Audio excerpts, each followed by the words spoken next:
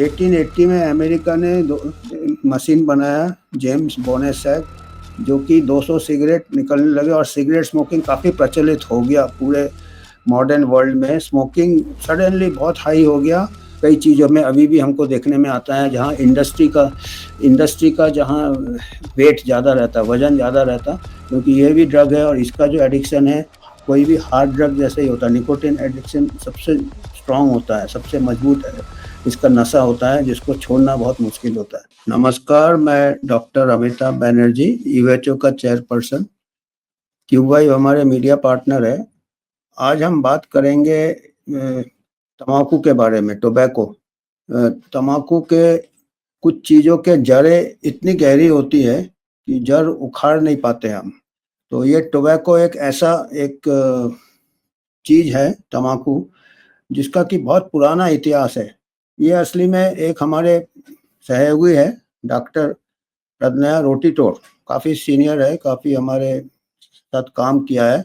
उन्होंने हमको एक इतिहास भेजा तम्बाकू का, तो ये हमको इतना दिलचस्प लगा कि हमने फिर सोचा कि इसके ऊपर और थोड़ा शोध करते हैं, थोड़ा इसके बारे में पता करते हैं। फिर हमको साइंटिफिक पेपर्स भी मिले और उन्होंने अपना कंपाइलेशन किया है, कुछ उनके कुछ पॉइंट्स हम ऐड किए हैं और कुछ साइंटिफिक पेपर्स में भी मिले हैं कि ये 1500 सदी से ये लोगों को, जो मॉडर्न वर्ल्ड को पता चला कि तम्बाकू बोल के कोई चीज़ है। और ये जो नॉर्थ अमेरिका के जो वासी थे, असली वासी जो थे, जो जिनको कि अभी हम रेड इंडियन कहते हैं, जो नेटिव थे जो, तो वो मेडिसिन जैसे इस्तेमाल करते थे तम्बाकू को। उस टाइम में ये कोलंबस जो थे, हमारे जो न्यू वर्ल्ड जो कहते हैं अमेरिका के, वो आपको मालूम है कि इंडिया ढूंढने निकले थे, उनको अमेरिका मिला और वो उसी को इंडिया समझ के वहाँ से उन्होंने टोबैको देखा कि वहाँ के लोग तम्बाकू यूज़ करते हैं, जो उसके जो पत्ती है या उसका जो पाउडर है उसको मेडिसिन जैसे इस्तेमाल करते हैं। माने कोई भी चीज़ में, तो वो उसको ले आए यूरोप में। कोलंबस के बाद जो लोग गए, जो लोग वहाँ गए नॉर्थ अमेरिका में जहाँ रेड इंडियंस थे, वो सब वहाँ से तम्बाकू लाना चालू किया और यूरोप में फैल गया तम्बाकू। 16वीं सदी में फैल गया। और उस टाइम जो टोबैको था, निकोटिना रस्टिकम कहते थे उसको, खाते थे उसको ऐसे, तो या तो उसको स्नफ करते थे या उसको चबाते थे, जैसे अभी भी हमारे यहाँ तम्बाकू चबाते थे। वो उसको सोचते थे कि इससे हमको काफ़ी हेल्थ बेनिफिट है। अभी सोचिए कहाँ से शुरू हुआ, उसको as a tonic, as a health benefit, और कई बीमारियों के लिए उसको इस्तेमाल करने लगे। उसको पूरे यूरोप में, अमेरिका में टोबैको फार्माकोपिया में आ गया था। उसके बाद टोबैको का थोड़ा हल्का वर्जन उनको मिला, जिसको कि निकोटिन जो है उसको फिर स्मोकिंग चालू कर दिया उन्होंने। टोबैको स्मोकिंग वहाँ के लोग चालू कर दिए और उसको मेडिसिन के लिए इस्तेमाल करते थे, यहाँ तक कि उसको बेहोश करने के लिए भी इसका इस्तेमाल करते थे। उसको जला के उसके फ्यूम से एनेस्थीसिया जैसे भी इस्तेमाल करते थे। तो टोबैको निकोटिना रस्टिका जो था वो क्रूड टोबैको था, उसको चबाते थे और फिर बाद में दूसरा वैरायटी निकोटिना टोबैकम निकला। उसमें खाली 1% ये था उसका ये।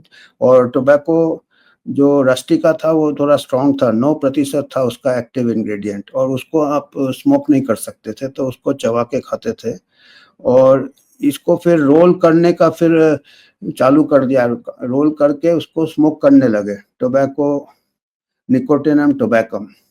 पर उन्होंने क्या देखा कि इससे थोड़ा बड़ा झमेला है उसको रोल करना, तो उसका 1880 में जेम्स बोनेसैक अमेरिका के थे, उन्होंने एक मशीन बनाया जो कि 200 सिगरेट 1 मिनट में निकाल देता था। 200 सिगरेट का एटीएम मशीन जैसा हो गया।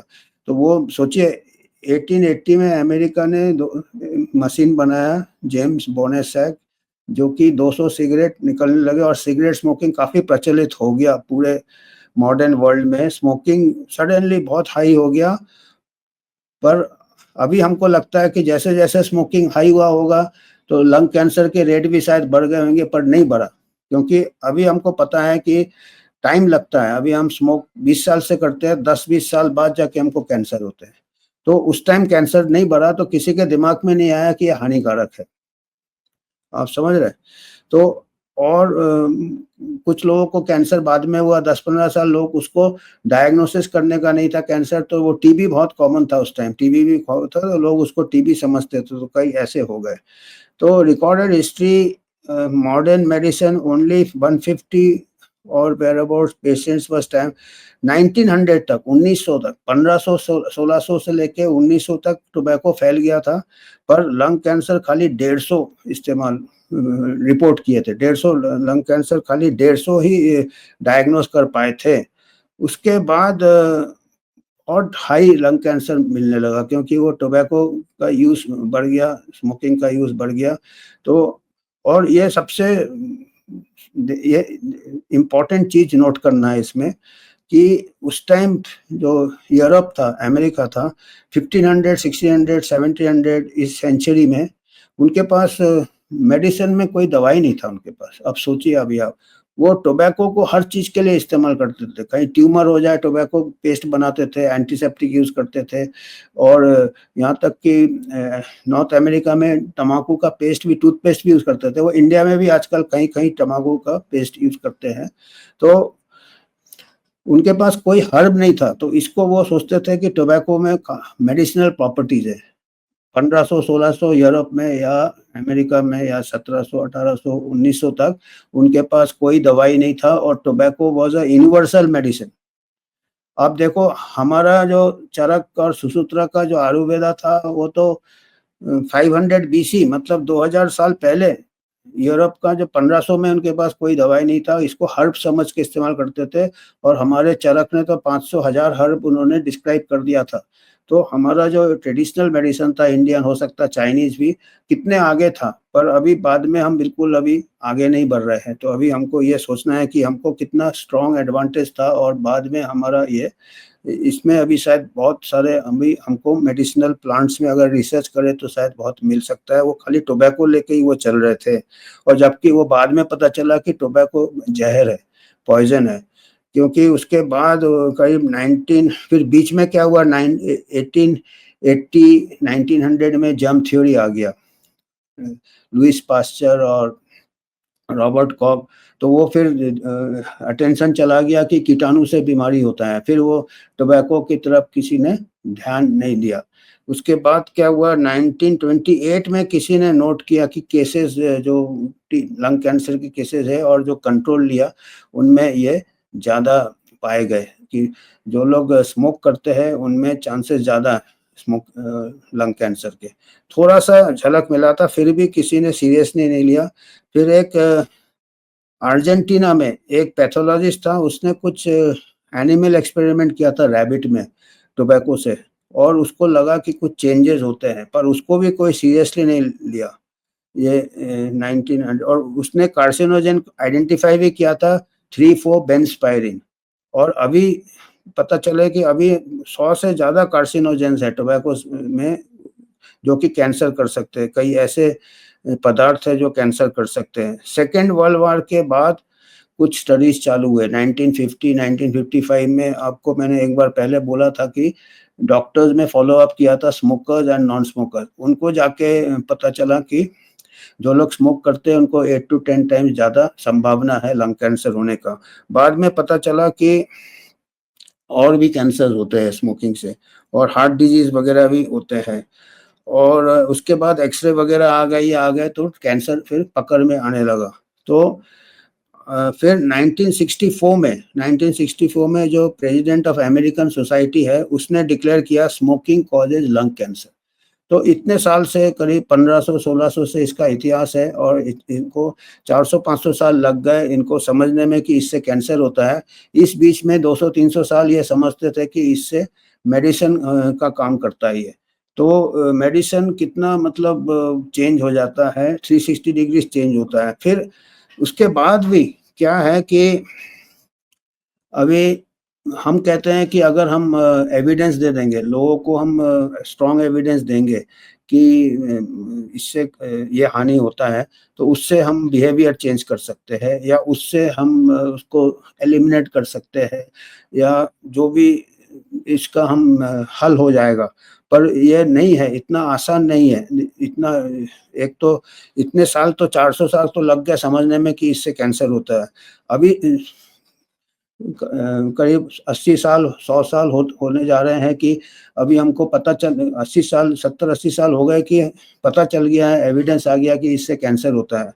पर अभी भी स्मोकिंग ईज़िली मिलता है, तम्बाकू आराम से मिलता है, ईज़िली बाज़ारों में मिलता है, मैन्युफैक्चर होता है, प्रॉफ़िट होता है, गवर्नमेंट टैक्स वसूल करता है उसमें। तो आपके हित में नहीं है। एविडेंस 1964 में डिक्लेरेशन हो गया कि इट कॉजेज़ लंग कैंसर। तो भी और भी कैंसर्स होते हैं, अभी आपको मालूम है कि this is one of the major causes of death and non chronic disease and acute disease भी। तम्बाकू वाले को लंग इन्फेक्शन भी ज़्यादा होता है, टीबी भी ज़्यादा होता है, क्रॉनिक डिजीज़ भी बहुत सारे होते हैं और बहुत सारे deaths number 1 cause of preventable death tobacco है। तो अभी ये घूम फिर के कश्मीर में कुछ स्टडीज़ किए थे, ये हुक्का वगैरह नवाब लोग लेते थे, लखनऊ के पहले हुक्का आता था, फिर नवाब आते थे, उसके बाद ये कश्मीर वगैरह में भी राजा महाराजा लोग ये लेते थे, हुक्का इस्तेमाल होता था। और कश्मीर में पाया गया कि जो लोग हुक्का इस्तेमाल करते हैं, उनके लंग कैंसर 6 गुना ज़्यादा होता है, जो लोग हुक्का नहीं पीते। और अभी देखिए इतना सब मालूम होने के बाद भी लोग पढ़े लिखे हैं, मेट्रो शहरों में अभी आपको हुक्का पार्लर मिलेगा। ये देखिए एक फ़ोटो है, हुक्का आजकल बहुत बड़ा हाई स्टैंडर्ड हो गया कि हुक्का रेस्टोरेंट है, हुक्का पार्लर है। तो ये इतना हमारा शोध, इतना रिसर्च, इतना इतिहास, तो जो चीज़ें हानिकारक है और जो चीज़ें प्रमोट होता है, टोबैको का भी काफ़ी प्रमोशन हुआ। कई सालों तक तो टोबैको इंडस्ट्री ने जितने भी एविडेंस है उसको दबा दिया। बोला नहीं, हार्ट हार्ट डिजीज़ होता है, दूसरे कारण से होता है, फैट से होता है या चर्बी से होता है, उससे भी होता होगा थोड़ा, पर tobacco was the main cause. फिर कैंसर का भी कई सालों तक उन्होंने डाइवर्ट कर दिया अटेंशन कि नहीं ये और अच्छा नहीं है एविडेंस, इसमें काफ़ी गैप्स है, ये है। जैसे कई चीज़ों में अभी भी हमको देखने में आता है जहाँ इंडस्ट्री का जहाँ वेट ज़्यादा रहता, वज़न ज़्यादा रहता, तो एविडेंस को ऊपर नहीं आने देते हैं। आजकल फार्मा इंडस्ट्री का भी हम देख रहे हैं, किसी भी चीज़ का दुष्प्रभाव हो तो ऊपर नहीं आने देंगे। टोबैको इंडस्ट्री भी बहुत स्ट्रॉन्ग लॉबी था और जितना भी एविडेंस आता था वो उसका क्रिटिसिज्म करते थे और उसको नज़रअंदाज कर देते थे और इन्फ्लुएंस कर देते थे कि इसका एविडेंस स्ट्रॉन्ग नहीं है, अनसर्टेनिटी है। जो अभी अभी भी हमको वही चीज़ फार्मा इंडस्ट्री में देखने मिल रहा है, टोबैको इंडस्ट्री में देखने मिल रहा है, फूड इंडस्ट्री में देखने मिल रहा है। और अभी भी टोबैको हैबिट, अभी कई सर्वेस किए हैं, 10, 20, 30% अलग-अलग एरिया में टोबैको के लोग आदी हैं, या तो चबाते हैं या अभी सिगरेट की जगह अभी हुक्का में ले रहे हैं। तो और यूथ है, यंग पीपल है, फिर उनको लाइफ लॉन्ग ये रहता है। तो ये मैसेज देना था कि ये काफ़ी नहीं है, साइंस ही काफ़ी नहीं है। जो हार्मफुल चीज़ें हैं स्वास्थ्य के लिए, जो हानिकारक है, उसको दूर करने के लिए साइंस में पूरा एविडेंस है, पूरा ये है, पूरे डेटा है, पूरे फिगर है, लोग पढ़े लिखे हैं। और वार्निंग भी आता है सिगरेट के इसमें, टोबैको इंजरियस, पता नहीं हुक्का में आता है कि नहीं आता, पर लोगों को तो मालूम होना चाहिए। इतना प्रचार एक तरफ से करता है गवर्नमेंट, पिक्चरों में भी नीचे एक दिखा देगा smoking is injurious to health, जब हीरो स्मोक कर रहा है। तो इसका या तो मैन्युफैक्चर ही बैन करना चाहिए टोबैको, तभी जाके हो सकता है। इल्लीगल करना चाहिए इसको, जैसे दूसरे ड्रग्स को करते हैं, क्योंकि ये भी ड्रग है और इसका जो एडिक्शन है, कोई भी हार्ड ड्रग जैसे ही होता है। निकोटिन एडिक्शन सबसे स्ट्रॉन्ग होता है, सबसे मजबूत है, इसका नशा होता है जिसको छोड़ना बहुत मुश्किल होता है। तो ये मैसेज देना था, आज के यूथ को भी समझना चाहिए, आज के मेडिकल जो प्रोफेशनल्स हैं उनको मैसेज देना चाहिए। और डायरेक्ट मैसेज खाली उनको बिहेवियर चेंज कैसे करेंगे, सोशल साइंटिस्ट को इन्वॉल्व करना चाहिए, मनोवैज्ञानिक को इन्वॉल्व करना चाहिए। स्मोकिंग बहुत ही एक अच्छा चीज़ है कि पब्लिक प्लेसेस में अलाउड नहीं किया, काफ़ी करते आजकल, काफ़ी उसमें काफ़ी ये है। पर इसके अलावा अभी अलग-अलग हुक्का पैलेस प्लेसेस खुल रहे हैं, हुक्का रेस्टोरेंट खुल रहे हैं, तो ये चिंता वाली बात है। तो ये हमको आज ये मैसेज देना था। धन्यवाद।